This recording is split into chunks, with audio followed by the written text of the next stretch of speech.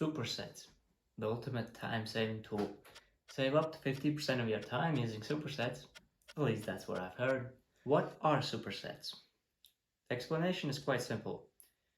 Superset is doing I raised the fingers up quite early, doing two exercises simultaneously. For example, you do a set of pull-ups, do failure or close, and then right then and there, after your set of pull-ups, you immediately do push-ups.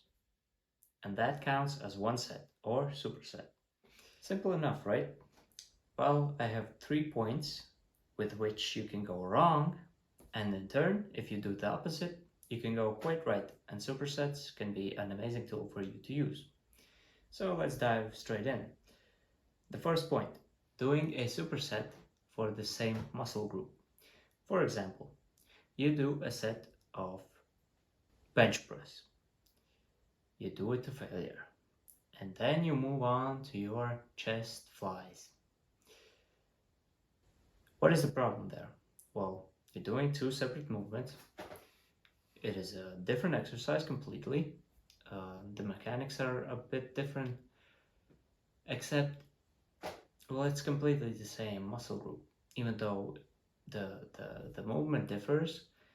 When you have exhausted your chest with one set, and then you do more chest flies, it's like it's not like killing two birds with one stone. It's like killing a bird with two stones. So a superset would be useful when you do it between different muscle groups. In the best scenario, between antagonist muscle groups. For example, let's take the quaddies and the hammies. You do a set of leg extensions, and then immediately you do a set of leg curls. Two completely separate movements for two separate muscle groups. You're still training the legs, which is perfect. Of course, you can do a superset between your quads and your back. That is also an option. Why not? Because you're also using completely different muscle groups. The nuance there is that, I don't know, maybe you're not training your back and your quads on the same day. Sounds like an exhausting day. So that's the first point.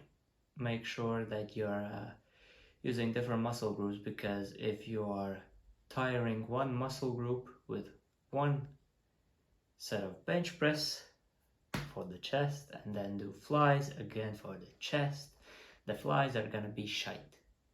You're not gonna get what you want to get out of your flies.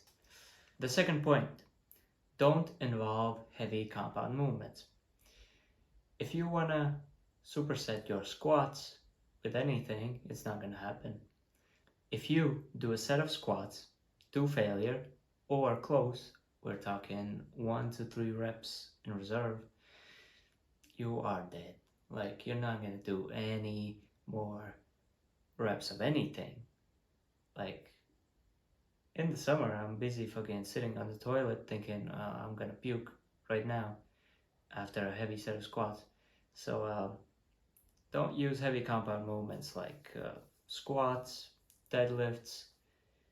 Bench press for me is fine. I can do something else after the bench press, but be careful with those.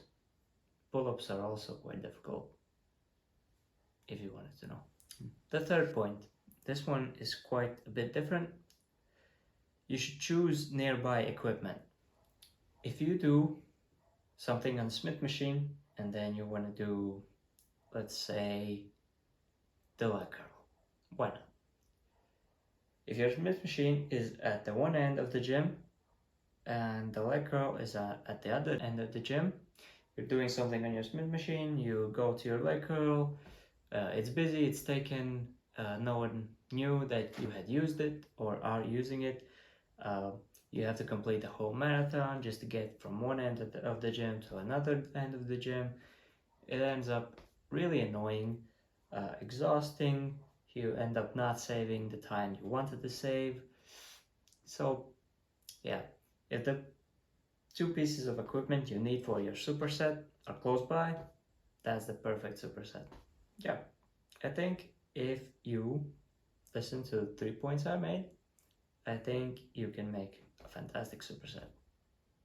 Remember, there is no point killing a bird with 2 stones, but killing 2 birds with 1 stone, that's an accomplishment. What do the YouTubers say again? Subscribe, like, comment for the algorithm. Thank you.